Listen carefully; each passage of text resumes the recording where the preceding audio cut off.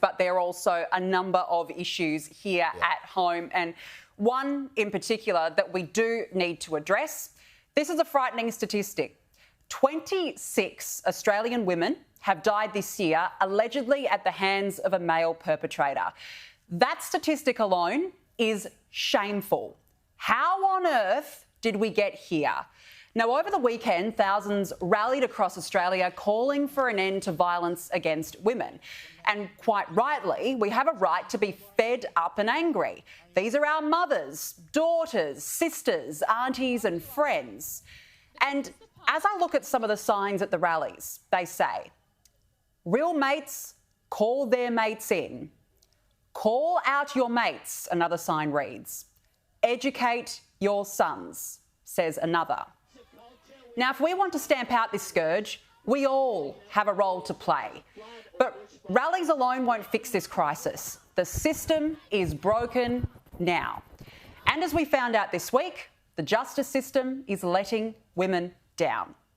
Yet, all we have heard is talk of inquiries, reports, as we do, of course, every time a woman is allegedly killed. And what has changed? Nothing. All the while, the national plan is clearly not working. That is a record amount of funding put in to back our plan up. So there is a significant funding. Many of those programs are starting to roll out and we'll start to see the benefits of those. The benefits of these programs won't be seen for some time. For some time? Well, it's too late. Women are sitting ducks. How much longer can we wait to see results while one woman is killed every 4 days? James, that statistic is frightening, and you can see why people are angry. Now, I don't believe that every man is a monster. That's absolutely not what I'm saying here. But every single one of us have a role to play in this discussion because something has to be done. Yeah, I mean, it's a scourge on our society, and the way that you treat your women and your children says a great deal about a civilised society. In fact, I would argue that's one of the key markers of a civilised society. So to see increasing violence against women, I think, is a sign of the degradation of our culture. And I agree government has a role to play. But the fact is, this goes a lot further than government. Government can't replace churches. Government can't replace married couples. Government can't replace all of those institutions which have held society together.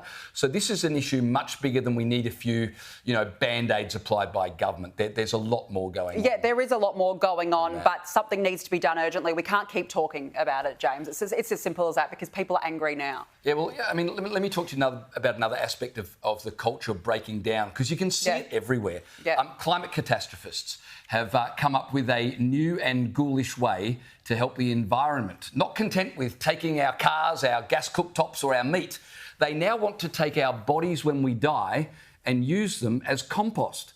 The ABC ran an article today arguing that instead of being buried or cremated, like in the old days when life was sacred and human beings had inherent dignity, we should be turned into plant food. The article claimed it was 87% more energy efficient to turn grandma into worm food than to bury her in the traditional manner. And that's good to know, because the number one thing on everyone's mind at grandma's funeral is, well, wait, how environmentally friendly is this? Human composting is currently illegal in Australia, but will be legalised in California from 2027. The process, Danica, it goes like this. The body of the deceased is placed in a metal tin where it breaks down into compost over a period of weeks, and then your loved one, transformed into a cubic metre of dirt, is presented to you, presumably so you can get started on that long-awaited veggie patch. Now, when it comes to a broken refrigerator, there's not much discussion on what to do with it. It's trash. But you're not an appliance. You're a human being. We've got to ask ourselves, is there a difference? And that's the real question. Because if Grandpa is nothing, then reduce him to his utility and compost him in one last attempt to squeeze something useful out of him. But if humans are created in the image of God, which we always believed in the West, then they have an inherent dignity that is undiminished even in death. And so that's why traditional burial recognises that a man is more than a sack of meat. He's a creation of infinite worth because he's made in the image of God. And we respect the dead as a way of honouring that image. Arguing that men should be reduced to compost is an argument made in a culture that no longer believes in God and so no longer believes in the inherent dignity and worth of humanity. humans as compost might be good for the soil, Danica, but it's not good for the soul of humanity. It's just another attempt, I think, to further diminish us. And we're seeing that in every part of our culture right now. Well, you see, the Climate Crusade Brigade, they want us, firstly, they won't tell us which type of car we should be driving, which energy source, of course, we should be using in our house.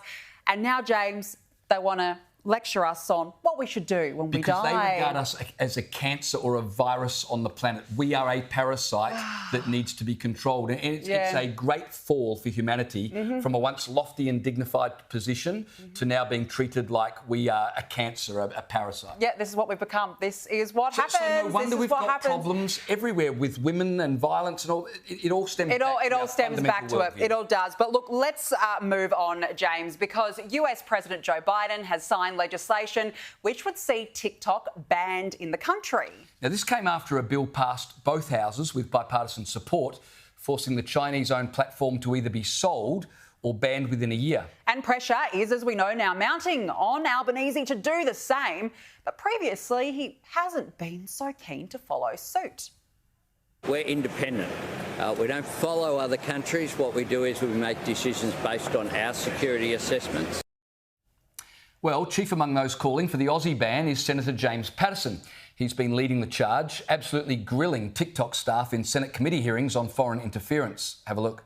You can't, on the one hand, say we've got these really robust processes and we track and log everything, and then also not be able to tell me how often it's been accessed. They both can't be true. Either you can't tell me because you don't know, or you do know and you're refusing to tell me. How often has Australian user data been accessed by mainland China employees? I don't have specific numbers in front of me. I'd be happy to take that on notice.